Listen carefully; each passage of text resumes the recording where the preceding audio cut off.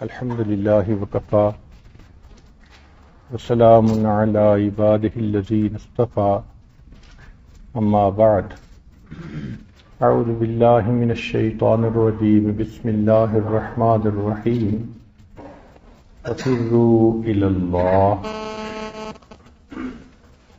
سبحان ربك رب العزة عما يصفون وسلام على المرسلين والحمد لله رب العالمين اللهم صل على سيدنا محمد وعلى آل سيدنا محمد وبارك وسلم۔ یہ دوسری حکمت کی بات ہے کہ لا تصحب من لا ينحلك حاله ولا يدلك على الله مقاله۔ لا تصحب، تو اس کی صحبت اختیار نہ کر، من لا ينحلك حاله، جس کا حال تجھے اللہ کی طرف متوجہ نہ کرے اور جس کی بات اللہ کی طرف رہنمائی نہ کرے۔ مقصود یہ ہے کہ جس بندے کے حال کیفیات کو دیکھ کر انسان کا رجوع اللہ کی طرف نہ ہو، جس کی بات سن کر انسان کو اللہ کی طرف رہنمائی نہ ملے، ایسے بندے کی صحبت کیا اختیار کرنی۔ چنانچہ نبی علیہ الصلوۃ والسلام نے، بلکہ قرآن مجید میں اللہ تعالیٰ فرماتے ہیں کونوا مع الصادقین، کہ سچوں کی صحبت اختیار کرو۔ حدیث مبارکہ میں نبی علیہ السلام نے فرمایا لا تصاحب الا مؤمنا، کہ تو صحبت اختیار نہ کر مگر مومن کی، کیونکہ اس کے ایمان کی برکت انسان کے اوپر اثر انداز ہوتی ہے۔ ایک حدیث میں نبی اسلام نے فرمایا المرء علی دین خلیلہ، بندہ اپنے دوست کے دین پر ہوتا ہے۔ فلینظر احدکم من یخالل، تم میں سے ہر بندہ دیکھے کہ وہ کس کے ساتھ صحبت اختیار کر رہا ہے، خلت کا تعلق جوڑ رہا ہے۔ صحابہ کرام نے نبی اسلام سے پوچھا اے اللہ کے حبیب صلی اللہ علیہ وسلم من نجالس، ہم کس کی مجلس میں بیٹھیں؟ قال رسول اللہ صلی اللہ علیہ وسلم من ذکرکم اللہ رؤیتہ، من ذکرکم اللہ رؤیتہ، جس کے دیکھنے سے تمہیں اللہ یاد آئے، وزاد فی علمکم منطقہ، اور اس کی بات سے تمہارے علم میں اضافہ ہو، ورغبکم فی الآخرۃ عملہ، اور اس کا عمل دیکھ کر تمہیں آخرت کی طرف رغبت ہو۔ یہ تین نشانیاں نبی علیہ الصلوۃ والسلام نے بتلائیں کہ جس میں یہ تین نشانیاں ہوں کہ جس کے چہرے کو دیکھ کے اللہ یاد آئے، جس کی بات سے انسان کے علم میں اضافہ ہو، اور جس کے عمل کو دیکھ کے آخرت کی طرف رغبت ہو، ایسے بندے کی صحبت کو اختیار کرنا چاہیے۔ ایک حدیث میں نبی اسلام نے فرمایا الا اخبرکم بخیارکم، کیا میں تمہیں بتلاؤں نہ جو تم میں سے سب سے بہتر ہیں؟ الذین اذا رؤوا ذکر اللہ، یہ وہ لوگ ہیں کہ جن کو دیکھو تمہیں اللہ یاد آئے۔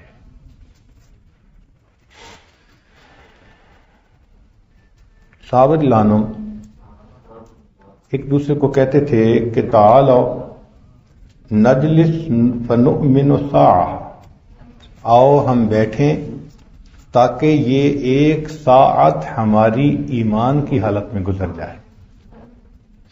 ملا علی قاری رحمۃ اللہ علیہ نے مرقات میں لکھا ہے کہ ان الطباع مجبولۃ، طبیعتیں دوسرے بندے سے اس کی عادتوں کو چرا لیتی ہیں، یعنی بندہ کسی کو دیکھتا ہے تو اس کی عادت کو اپنا لیتا ہے۔ چنانچہ شیخ ضرور فرماتے ہیں کہ ان تکلم اخذ بمجامع القلوب، وہ بولے تو تمہارے دل کو گرہ میں لے لے. فَإِذَا سَكَتَ، اور اگر وہ خاموش ہو، انحازک حالہ الی علام الغیوب، تو اس کا حال تمہیں علام الغیوب کی طرف رہنمائی کرے. ابن عجیبہ رحمۃ اللہ علیہ لکھتے ہیں کہ ایسی شخصیت جس کی صحبت سے غفلت یقظہ میں بدل جائے، رغبت دنیا کی بجائے زہد کی دنیا کی کیفیت حاصل ہو جائے، معصیت سے توبہ نصیب ہو جائے، جہالت سے معرفت پر انسان آمادہ ہو جائے، تو ایسے شخص کی صحبت کو اختیار کرنا چاہیے. شاذلیہ سلسلہ کے بزرگ تھے شیخ ابو العباس البرسی رحمۃ اللہ علیہ. یہ صاحب کتاب کے شیخ بھی تھے. وہ فرماتے تھے کہ شیخ کے اندر 4 نشانیاں ہونی چاہیے. ذوق صریح، ذوق صریح ہو اس کے اندر، یعنی کسی شیخ سے باقاعدہ اس نے نسبت کو سیکھا ہو، اجازت پائی ہو.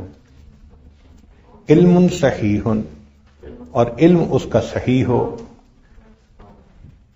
ہمت عالیہ، بلند ہمت ہو، اس کے اندر تقوی ہو، پرہیزگاری ہو.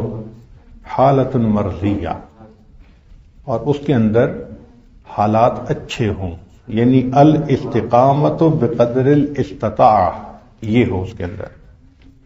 ابن عربی رحمۃ اللہ علیہ نے فرمایا کہ شیخ کے اندر 3 نشانیاں ہونی چاہیے. دین انبیاء جیسا ہونا چاہیے، عقل بادشاہوں جیسی ہونی چاہیے، اور تدبیر اطباء جیسی ہونی چاہیے کہ طبیب حضرات ہر بندے کی طبیعت کے مطابق نسخہ لکھتے ہیں، تو اس کے اندر بھی اتنی شناخت ہو کہ ہر بندے کے مطابق اس کو اس کی بیماری کا علاج بتائے. جس بندے میں یہ 3 نشانیاں ہوں، اس کی صحبت حاصل کرنی فائدہ مند ہوتی ہے. ہمارے مشائخ نقشبند نے فرمایا کہ شیخ کامل کی 6 نشانیاں ہوتی ہیں. ایک، اس کو تزکیہ نفس کا علم ہو. جو عام علوم ہیں یہ بہتر ہے اگر سارے حاصل ہوں، ورنہ کم از کم علم نفس ضرور ہو کہ نفس کی مکاریوں کو وہ پہچانتا ہو، جو شرط ہے، کیونکہ یہ نفس کی اصلاح کا راستہ ہے. تو جو مقصود ہے اس کا علم ہونا لازم ہے. دوسرا، شیخ کامل سے اجازت یافتہ ہو. تیسرا، کبائر سے اجتناب کرے.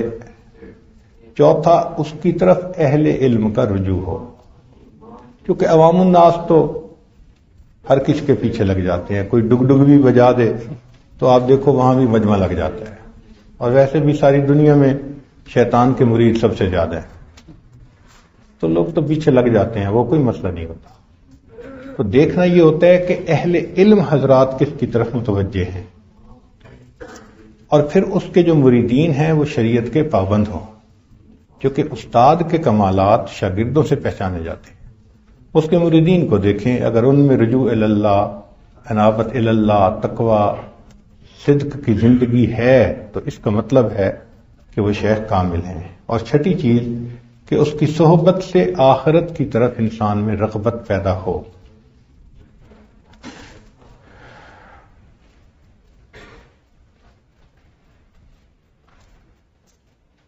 شیخ ابو الشاذلی رحمۃ اللہ علیہ فرماتے تھے، لا تصحب الا من تستعین بہ علی طاعت اللہ. تم اس کی صحبت اختیار نہ کرو کہ جس کی صحبت تمہیں اللہ کی اطاعت پر مددگار نہ بنے. مشائخ کی صحبت میں عام طور پر دیکھا گیا کہ انسان کو اپنی اوقات کھلتی ہے، دل میں ندامت ہوتی ہے، وہ گناہ چھوڑ کے نیکی کی زندگی کے ارادے کرتا ہے. خواجہ ابو الحسن خرقانی رحمۃ اللہ علیہ فرمایا کرتے تھے، قابل صحبت وہی ہے جو آنکھ سے اندھا، کان سے بہرا اور منہ سے گنگا ہو. کیا مطلب؟ آنکھ سے اندھا سے مراد آنکھ غیر محرم کی طرف نہ اٹھتی ہو، کان سے بہرا کہ کان سے خلاف شرع بات نہ سنتا ہو، منہ سے گنگا اس کے منہ سے خلاف شرع کوئی بات نہ نکلتی ہو، تو اس کو اندھا بہرا گنگا کہا گیا. کہ ایسے بندے کی صحبت اختیار کرنی چاہیے۔ ہمارے سلسلہ عالیہ نقشبندیہ کے بزرگ تھے خواجہ یوسف حمدانی رحمۃ اللہ علیہ، کسی بھی شہر میں جب جایا کرتے تھے تو دعا مانگا کرتے تھے، اے اللہ اس شہر میں مجھے نیک بندے کی صحبت عطا فرما، تمنا کرتے تھے، دعا مانگتے تھے۔ خواجہ بہاؤالدین نقشبند بخاری رحمۃ اللہ علیہ فرماتے ہیں کہ ہمارا سلسلہ، ہمارا طریق صحبت ہے، اس لیے کہ خلوت اختیار کرنے میں شہرت ہے اور شہرت میں آفت ہے، تو ہم خلوت میں نہیں رہتے، ہم صحبت میں رہتے ہیں مشائخ کی۔ ہمارے حضرت مرشد عالم رحمۃ اللہ علیہ فرماتے تھے کہ اللہ تعالیٰ تک جو راستہ جاتا ہے جنگلوں اور غاروں سے ہو کر نہیں جاتا، ان گلی کوچوں بازاروں سے ہو کے جاتا ہے۔ تو ہمیں جنگلوں میں جانے کی ضرورت نہیں ہے، مشائخ کی صحبت میں بیٹھو، جو فائدہ جنگلوں میں بھی نہیں مل سکتا وہ ان مشائخ کی صحبت میں مل جاتا ہے۔ چنانچہ مشائخ نے کہا کہ 3 چیزیں انسان کا دل کی گرہ کھول دیتی ہیں، ذکر اللہ، اللہ کا ذکر کثرت سے کرنا، لقاء اولیائہ، اس کے اولیاء کی ملاقات، کلام الحکماء، اور داناؤں کی باتیں، یہی ہیں جن کے سونے کو فضیلت ہے عبادت پر، انہی کے اتقاء پر ناز کرتی ہے مسلمانی، اگر جلوت میں بیٹھے ہوں تو خلوت کے مزے آئیں، جو آئیں اپنی جلوت میں تو ساکت ہو سخندانی۔ صحابہ رضوان کو جو صحابہ کہا گیا اس لیے کہ اس سے بڑی نسبت اور کوئی نہیں تھی، نہ ان کو کہا گیا متقی تھے، نہ کہا گیا زاہد تھے، حالانکہ یہ بھی بڑی نسبتیں ہیں، مگر ان نسبتوں سے بھی بلند نسبت تھی محبوب صلی اللہ علیہ وسلم کی صحبت پانا۔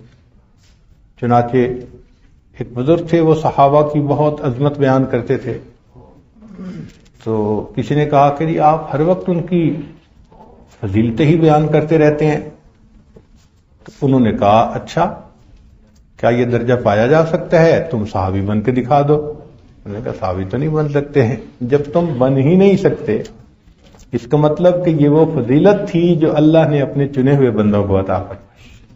عمل سے کوئی صحابی نہیں بن سکتا، چاہے وہ 24 گھنٹے سجدے میں پڑا رہے، ساری زندگی سجدے میں گزار دے، رتبہ نہیں پا سکتا۔ ہاں، ایک لمحے کی نظر جو ایمان کے ساتھ محبوب صلی اللہ علیہ وسلم کے چہرے پر پڑ گئی، اس نے یہ رتبہ عطا کر دیا۔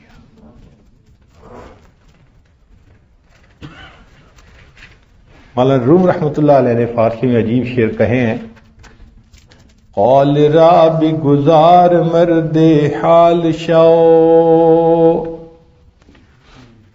قال را بگزار مرد حال شو، پیش مرد کامل پامال شو، صد کتاب و صد ورق در نار کن، جان و دل را جانب دلدار کن، اپنے دل کو اللہ کے حوالے کر دے۔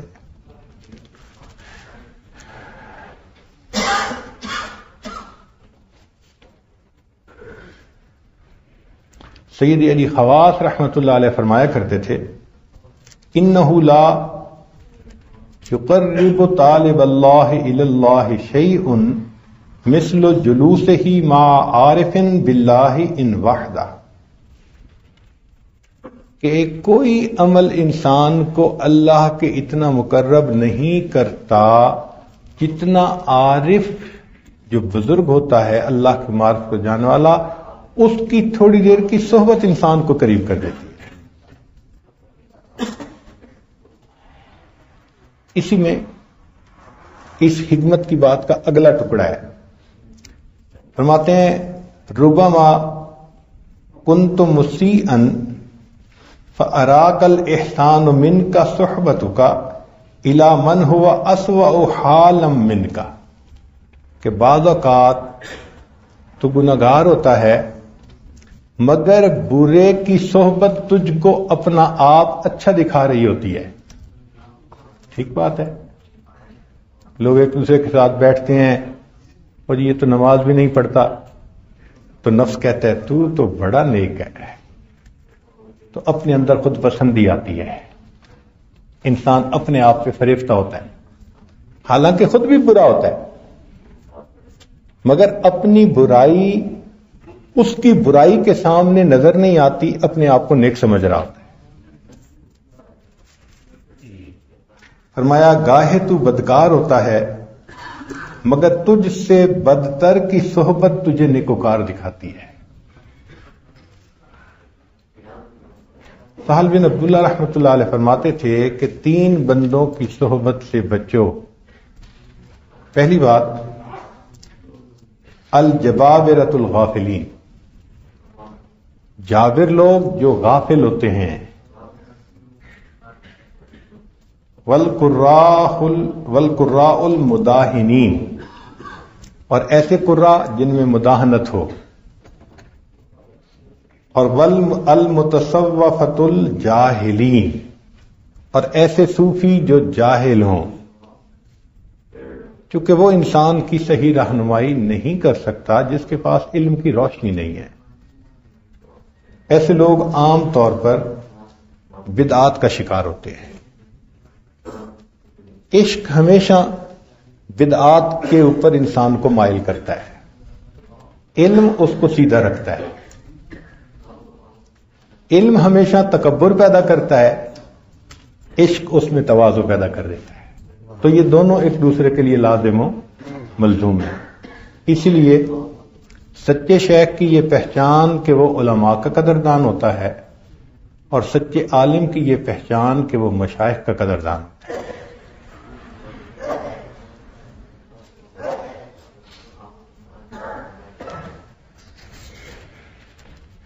یحییٰ بن معاذ راضی رحمۃ اللہ علیہ اپنے زمانے کے علماء کو واز کر رہے تھے تو اس وقت انہوں نے کہا، حالانکہ وہ کتنا خیر کا زمانہ تھا، دور نبوت کے قرب کا زمانہ تھا، چونکہ طلباء کے علماء کے لیے ہے اس لیے اس کا ترجمہ کرنا عوام میں ضروری نہیں ہے. فرمانے لگے یا معاشر العلماء دیارکم حامانیہ ومراکبکم قارونیہ وَأَطْعِمْتُكُمْ فِرْعَوْنِيَّةً وَوَلَائِمُكُمْ جَالُوتِيَّةً وَمَوَاسِمُكُمْ جَاهِلِيَّةً وَقَدْ سُيِّرْتُمْ مَذَاهِبَكُمْ الشَّيْطَانِيَّةَ فَأَيْنَ الْمِلَّةُ الْمُحَمَّدِيَّةُ.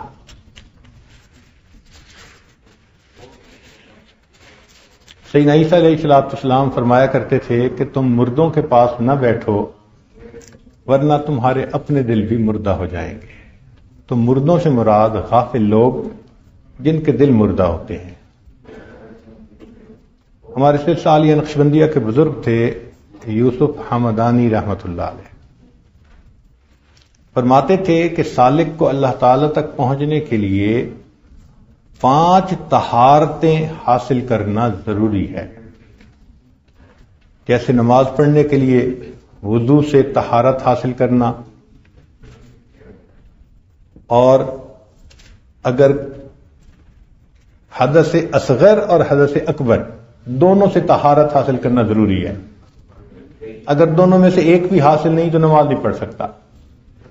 تو جس طرح نماز کے لیے 2 طہارتیں ضروری، اللہ تعالیٰ تک پہنچنے کے لیے 5 طہارتیں ضروری. پہلی طہارت چشم، آنکھ پاک ہو. ہم پہلی پہ ہی فیل، پہلی طہارت پہ ہی فیل. آنکھ حوث سے بھری ہوئی ہے، شہوت سے بھری ہوئی ہے، کبھی دائیں کبھی بائیں، کبھی ادھر کبھی ادھر، کبھی سکرین کے سامنے، کبھی آنکھ بند کر کے آنکھ دیکھ رہی ہے. آنکھ بند کر کے بھی تو آنکھ دیکھتی ہے نا تصور میں. تو اگر طہارت چشم ہی حاصل نہیں تو ابھی تو ابتدا ہی نہیں ہوئی. دوسرا طہارت گوش، کہ کان بھی پاک ہو جائیں، نہ کسی کی غیبت سنے، نہ کسی غیر شرعی بات کو سنے۔ آج کے دور میں گانے، میوزک اور اس قسم کے جتنی خرافات ہیں ان سب سے کان پاک ہو۔ تیسرا طہارت زبان، کہ زبان بھی پاک ہو، نہ زبان سے کسی کی دل آزاری کرے، کسی کی غیبت کرے، کسی پہ بہتان لگائے، نہ زبان سے جھوٹ بولے۔ یہ جھوٹ کا چھوڑنا کتنا ضروری ہے۔ جب تک جھوٹ بولتا رہے گا زبان ناپاک، تو زبان بھی پاک ہو۔ چوتھا فرماتے تھے طہارت شکم، پیٹ بھی پاک ہو۔ کیا مطلب؟ کہ پیٹ میں غذا پاک لقمے سے جائے۔ مشتبہ لقمہ اگر کھائے گا یا حرام کھائے گا تو سب عبادتوں کا نور دل سے چلا جائے گا۔ بس اوقات ایک لقمہ انسان کے دل کو سیاہ کر دیتا ہے، ایک لقمہ۔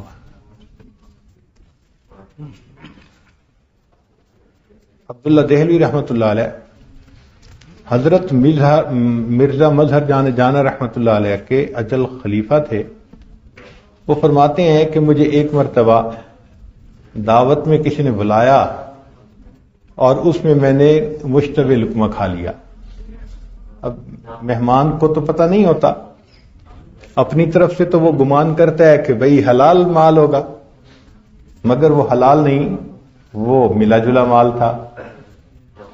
تو فرماتے ہیں کہ اس مشتبہ لقمے کے کھانے سے ساری کیفیت میری سلب ہو گئی۔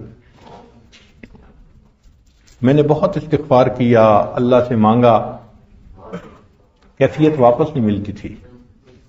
بالآخر میں اپنے شیخ کی خدمت میں پہنچا اور میں نے سب کچھ کھول دیا۔ جس طرح بیٹی اپنا سب کچھ ماں کے سامنے کھول دیتی ہے، مرید کو چاہیے کہ اپنا سب کچھ شیخ کے سامنے کھول دے، بتا دے۔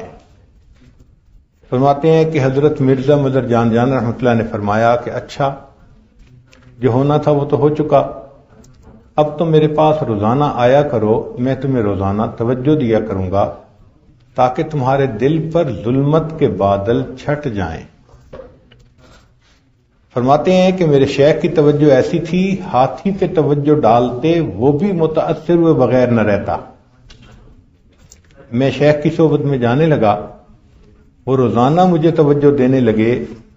40 دن کی توجہ کے بعد میرے دل کی ظلمت چھٹی اور مجھے وہ کیفیت پھر نصیب ہوئی۔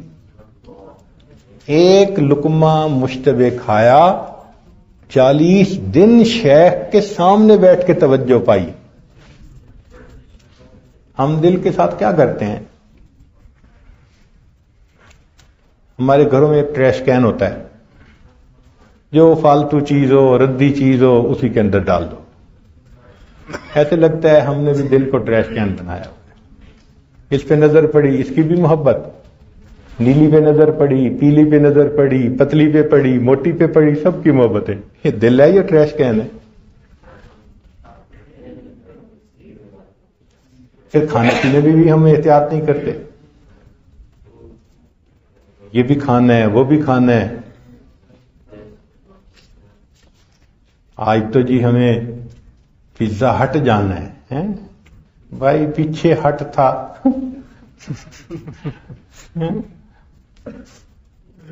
تمہیں کیا پتا کیا کیا چیزیں ملی ہوتی ہیں۔ اس لقمے کی بہت احتیاط کرنی چاہیے۔ چنانچہ صحبت کی برکت ایسی ہے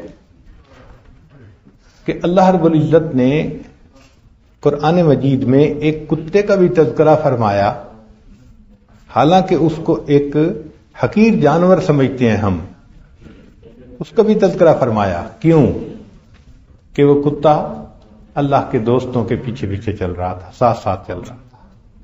صحبت کی وجہ سے اگر کتے کا تذکرہ قرآن میں ہو جاتا ہے تو پھر نیکوں کی صحبت سے انسان کا تذکرہ رب رحمان ملائکہ کی صحبت میں کیوں نہیں فرما سکتے؟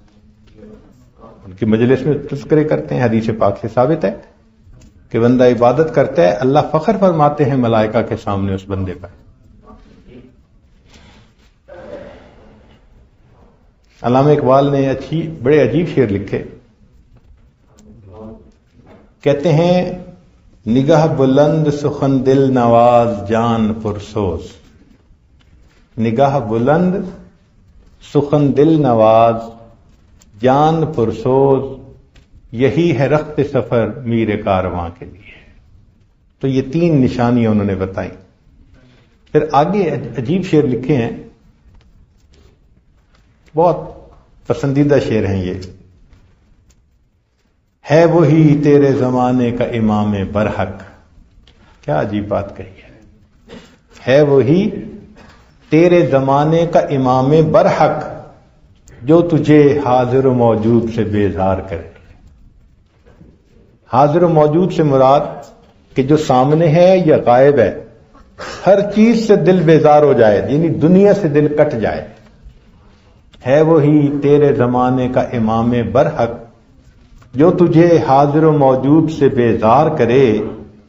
موت کے آئینے میں تجھ کو دکھا کر رخ دوست زندگی تیرے لیے اور بھی دشوار کرے.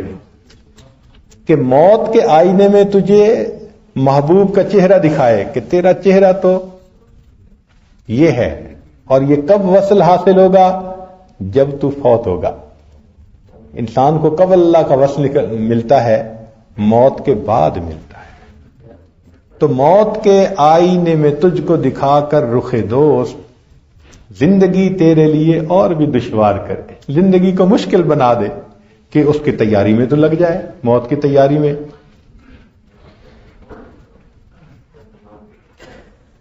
دے کے احساس زیاں تیرا لہو گرما دے. احساس زیاں یعنی جو نقصان ہو چکا، کتنا ہم اپنا وقت ضائع کر چکے، زندگی کے اعمال ضائع کر چکے ریاکاری کے ذریعے. تو وہ جو جتنا ہم اپنا نقصان کر چکے ہیں نا، اس کو احساس زیاں کہتے ہیں. وہ نقصان کا احساس دلا کر تجھے گرما دے، نیکی کے اوپر کھڑا کر دے. ہے وہی تیرے زمانے کا امام برحق جو تجھے حاضر و موجود سے بیزار کرے. موت کے آئینے میں تجھ کو دکھا کر رخ دوست زندگی تیرے لیے اور بھی دشوار کرے. دے کے احساس زیاں تیرا لہو گرما دے. فقر کی سان چڑھا کر تجھے تلوار کرے.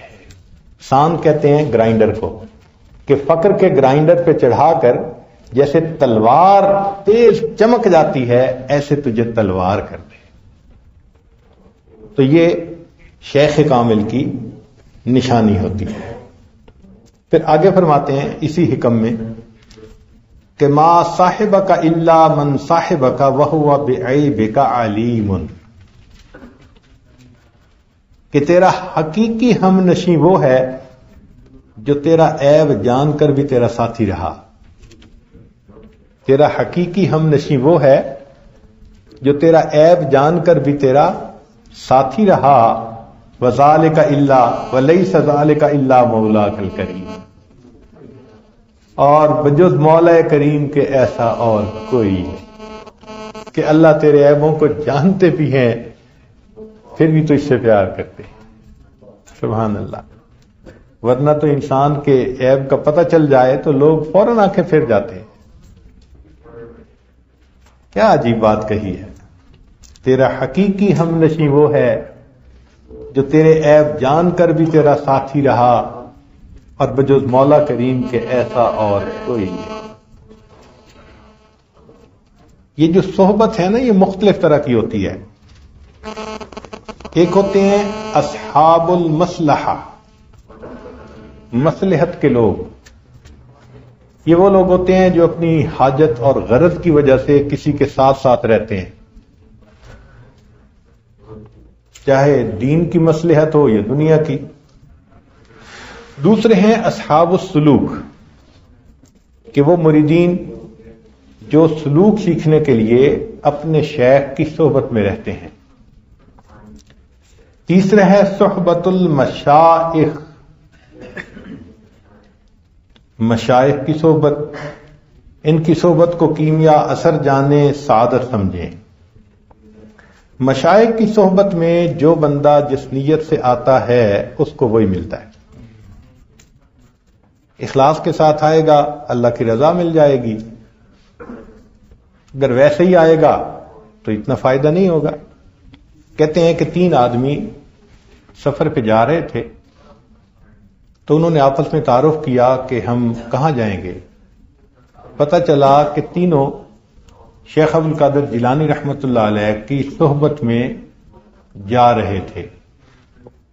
تو انہوں نے کہا بھئی کس مقصد کے لیے جا رہے ہیں؟ ایک نے کہا یار بڑا چرچا سنا ہے کہ اللہ والے ہیں، میں دیکھنے جا رہا ہوں کہ ہیں بھی صحیح کہ نہیں، یعنی وہ آزمانے جا رہا تھا۔ ایسے مریدین بھی تو ہوتے ہیں نا، میری ہر نظر تیری منتظر، تیری ہر نظر میرا امتحان، ہر نظر میں تولتے ہیں شیخ کو، عمر گزر جاتی ہے تولتے تولتے۔ تو وہ اس نظر سے جا رہا تھا کہ اللہ والے ہیں یا نہیں۔ دوسرے سے پوچھا، اس نے کہا بھئی میرا تو ایک مسئلہ اٹکا ہوا ہے اور میں نے سنا ہے کہ مستجاب الدعوات بزرگ ہیں، میں تو دعا لینے جا رہا ہوں اللہ میری مصیبت کو آسان کر دے۔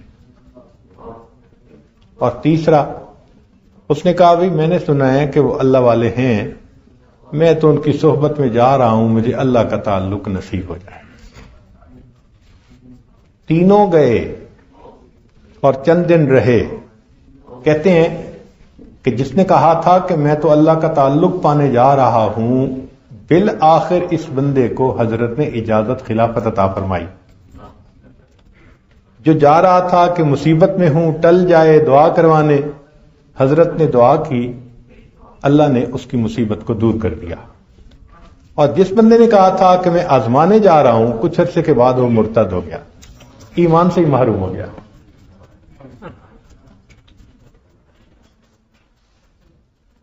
تو جو نیت لے کے آتا ہے اللہ کا معاملہ ویسے ہی ہوتا ہے۔ اس لیے شیخ کے ساتھ جتنا حسن ظن کامل ہوگا اتنا فیض زیادہ ملے گا۔ حضرت مجدد لسانی رحمۃ اللہ عجیب بات لکھتے ہیں، فرماتے ہیں کہ مجھے اپنے شیخ خواجہ باقی باللہ رحمۃ اللہ علیہ کے بارے میں ایسا حسن ظن تھا کہ میں سمجھتا تھا کہ مجھ سے پہلے اگر کامل شیخ ملے تو ابو بکر صدیق کو نبی علیہ الصلوۃ والسلام ملے ہیں، اور اس کے بعد دنیا میں کامل شیخ ملے تو مجھے حضرت خواجہ باقی باللہ ملے۔ وہ فرماتے ہیں کہ میرے حسن ظن کی وجہ سے اللہ نے مجدد لسانی بنا دیا، جتنا حسن ظن تھا اللہ نے ویسا معاملہ فرما دیا۔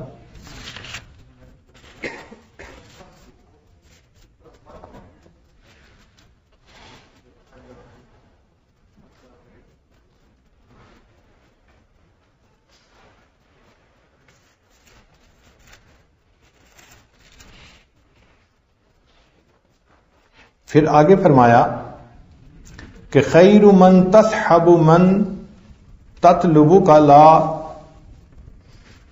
لشیء یعود منک الیہ، کہ تیرا عمدہ ہم نشیں وہ ہے جو تیرا خواہاں ہو، طلبگار ہو، نہ کہ ذاتی نفع کی امید پر تیرے ساتھ ہو۔ آپ دیکھیں کہ اکثر دنیا میں مطلب کے تعلقات ہوتے ہیں، دنیا مطلب دیو یار۔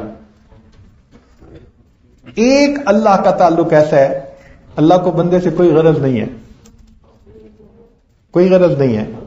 ایک حدیث قدسی ہے، کل یریدک لنفسک وانا اریدک لک، اے میرے بندے ہر کوئی تجھے اپنے لیے پسند کرتا ہے، میں تجھے تیری وجہ سے پسند کرتا ہوں، مجھے تجھ سے کوئی غرض نہیں ہے، میری محبت تیرے لیے۔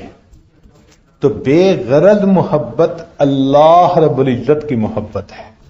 اس لیے ہمیں چاہیے کہ ہم اللہ کی ہم نشینی اختیار کریں۔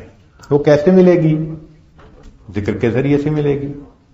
جو انسان ذکر کرتا ہے وہ اللہ کا ہم جلیس ہوتا ہے. انا جلیس مع من ذکرنی، جو میرا ذکر کرتا ہے میں اس کا ہم جلیس ہوتا ہوں.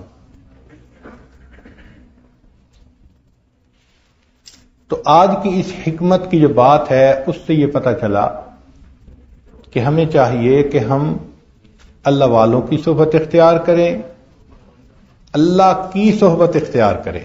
اللہ کی صحبت کیسے اختیار کریں گے؟ جتنی دیر ہم ذکر میں رہیں گے اتنی دیر اللہ کی صحبت میں رہیں گے. تو یا تو اللہ والوں کی صحبت میں رہو یا اللہ کی صحبت میں رہو.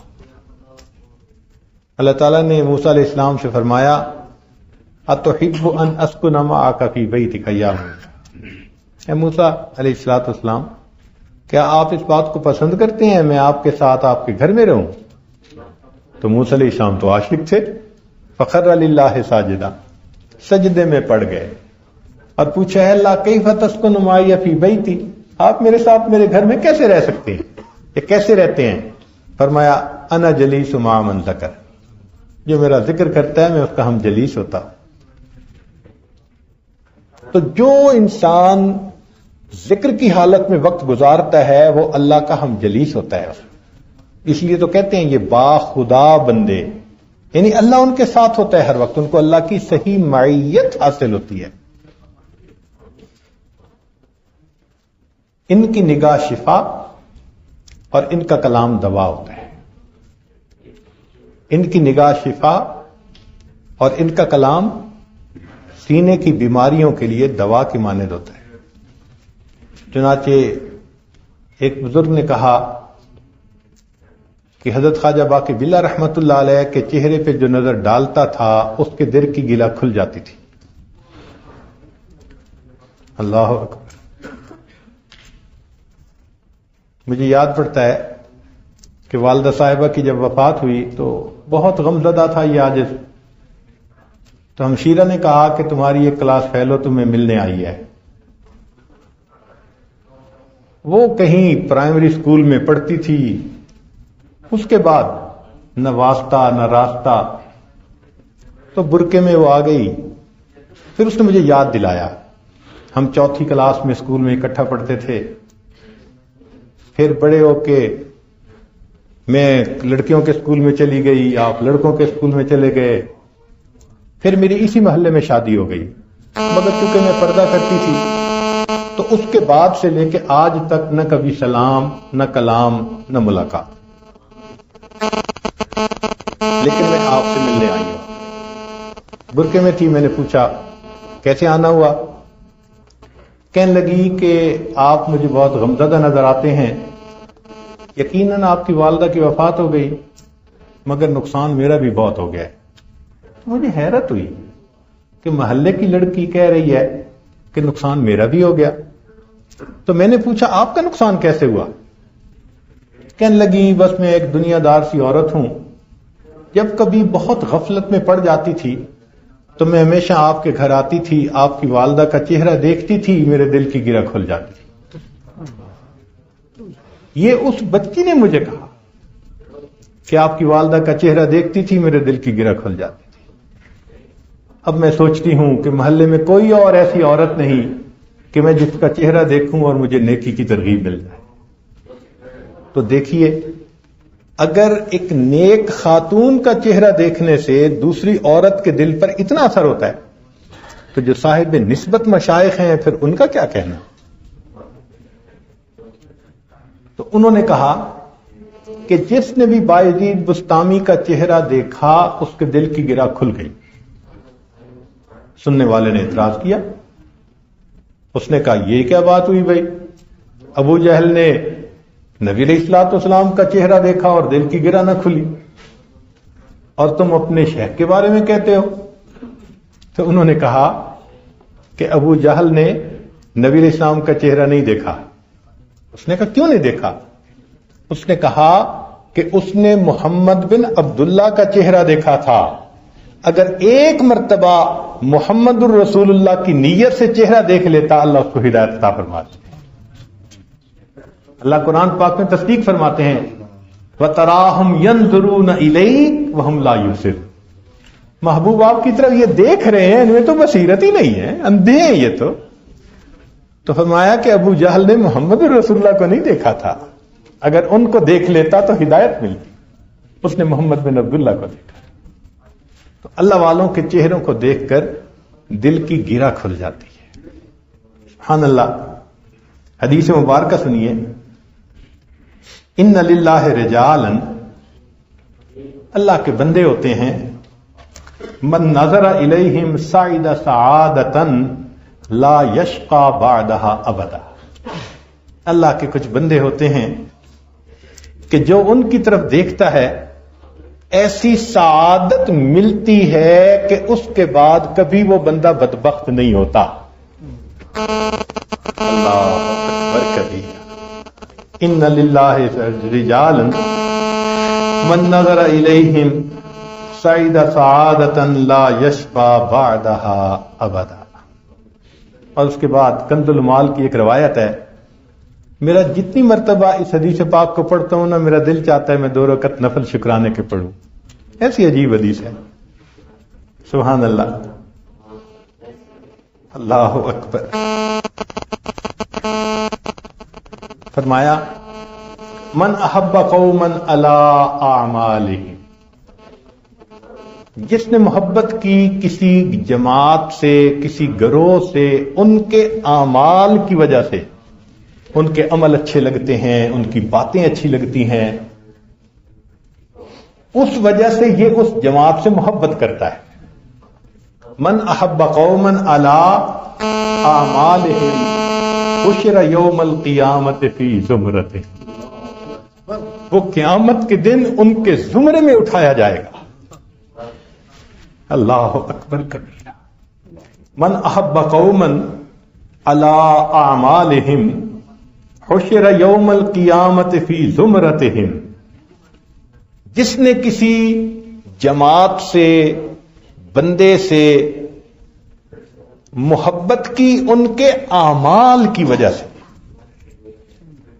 ان کے طرز زندگی کو، نیکی کو، اچھائی کو وہ پسند کرتا تھا، اس محبت کی وجہ سے المرء مع من احبا، نبی اسلام نے فرمایا قیامت کے دن بندہ اسی کے ساتھ ہوگا جس سے محبت ہوگی۔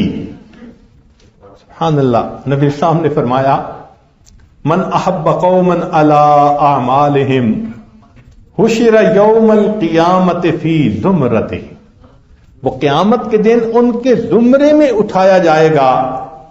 فحوسبوا بحسابہم، فحوسبوا بحسابہم، ان کے حساب کی طرح اس کا بھی حساب ہوگا۔ وَإِن لَّمْ يَعْمَلْ أَعْمَالَهُمْ، اگرچہ اس نے ان جیسے عمل نہیں کیے ہوں گے۔ اللہ اکبر، اللہ اکبر، کیا خوبصورت بات۔ من احب قوما علی اعمالہ، جس نے کسی قوم سے محبت کی ان کے اعمال کی وجہ سے، حشر یوم القیامت فی زمرتہم، وہ قیامت کے دن ان کے زمرے میں اٹھایا جائے گا۔ فحوسب بحسابہم، اس کا حساب ان کے حساب کی طرح ہوگا۔